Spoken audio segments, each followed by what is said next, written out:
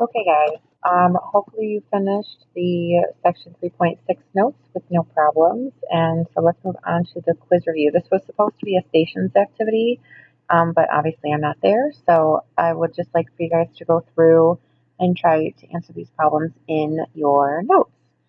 So turn to a page and hit pause, try to work it out, and then press play to see the answers worked out. Okay. All right. So press pause. Are you pressing pause? Price, did you press pause? Okay. So find a line parallel to AD. Now remember, when we are looking for lines that are parallel, so here's AD, we want lines that run in the same direction that are not going to intersect with AD. So our possible options are line BC, line FG, and line EH. So any of those three would work for this problem. Now, when we want a line that is perpendicular to EF, so here's EF, that means that we're going to need a line that intersects with EF. Now we know that this is a rectangular prism, so even though there's no right angles actually drawn in there, we can assume that there's right angles since all of the sides are made up of rectangles. So our possibilities for this, let me shift that back, okay,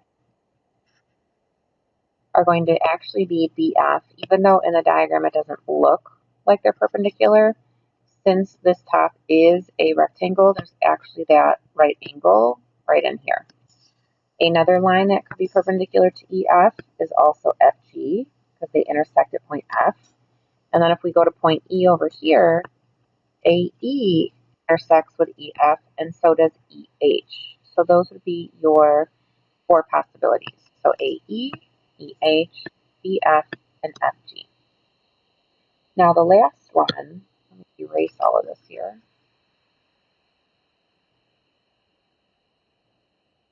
The line skew to AE. So here's AE. Now remember, in order to be skew, they cannot run in the same direction because that would mean that they were parallel, okay? And they cannot fall on the same plane, which means that those lines are never going to intersect. So your possibilities for lines that are skewed to AE are B, C, F, G. We have, sorry, DC here, and we have HG back here. So those are your four options. All right, moving on. Okay, so finding planes that are parallel and perpendicular, remember to press pause. All right, so we've got ABF. So if we look at points A, B, and F, the fourth point that's going to kind of close off that plane is point E. So we're really kind of looking at the top of this box here. So the plane that's going to be parallel to the top of the box is going to be the bottom of the box. So the plane can have any of these three letters in it. So H, D, E, or G. So any combination of those three letters would work for a plane parallel to ABF. Now, excuse me, for a plane perpendicular to plane ABD, we have A here, B, and D. So to close off this plane, we're going to look at point C. So we're basically looking at the front side of this box. Now, a plane perpendicular is basically going to be any plane that intersects with this one. So any side of the box that basically shares an edge with this front rectangle here. I don't know what's happening, guys. So we've got this as a possibility, this plane, so the side of the box. We have the left side of the box. And then we also have the top would be perpendicular to the front here. And then we also have the bottom plane would be perpendicular. So the only possibility that wouldn't work would be the back of the box, because then that would mean that it was actually parallel to the front of the box. For station 3, it says how many lines can be drawn through A that are parallel to DC. So basically what that means is if we have line DC here and we want to create a line that is parallel to this, how many different lines can we draw through point A that would be exactly parallel to DC? And the answer would be 1, because you can only draw one line through a point that's going to be parallel to another one, like so. Okay, so the answer would be 1. Same thing for perpendicular. If it said, how many lines through point A can you draw that would be perpendicular to DC? Again, the answer would be 1 and only 1.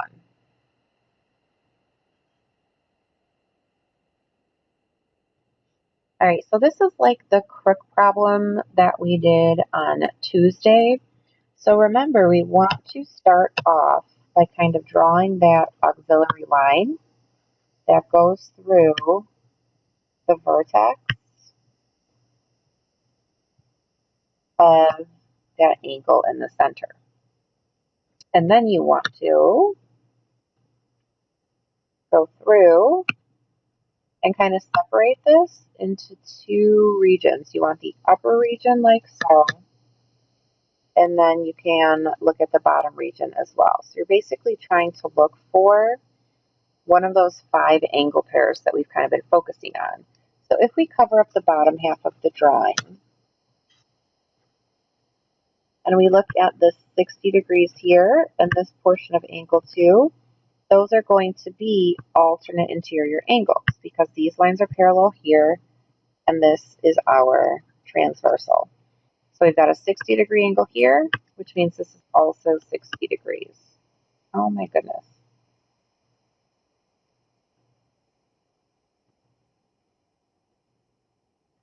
So now we're going to cover up the top half. And now if we take a look at our new set of lines, so if we're looking at our auxiliary line and the bottom line is our parallel lines, here we have our transversal. Well, if we're looking in here at this portion of angle 2, this is a consecutive interior angle with this 125 degree angle. So remember, consecutive interior angles are going to add up to 180, which means that this angle, oh my gosh, you guys, I'm struggling hard here. Okay, let's try that again. So this guy in here would be 55 degrees. So then to find the total angle, or angle 2, we're going to take that 60 degrees plus that 55 degrees, which is going to give us 115 degrees total for the measure of angle 2. Gosh, hopefully that made sense. That was kind of a mess. So station 5, we've got the different types of angles and the relationships. Now, I know in the diagram it does not show that the lines are parallel, so there's really no relationships that exist. But just remember that if your lines are marked parallel, that all of these 4 different types of angles do have special relationships. So remember, corresponding angles fall in the same position. So your corresponding angles are going to be 1 and 5. You're going to have 4 and 8, 3 and 7, and then 2 and 6. So those are your corresponding angles. Our consecutive interior, remember, they are going to fall on the same side of the transversal. So here's our transversal. Okay.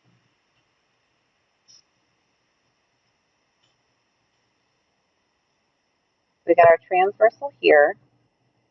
So we want the same side of that transversal and then interior angles. So in this inside space right in here.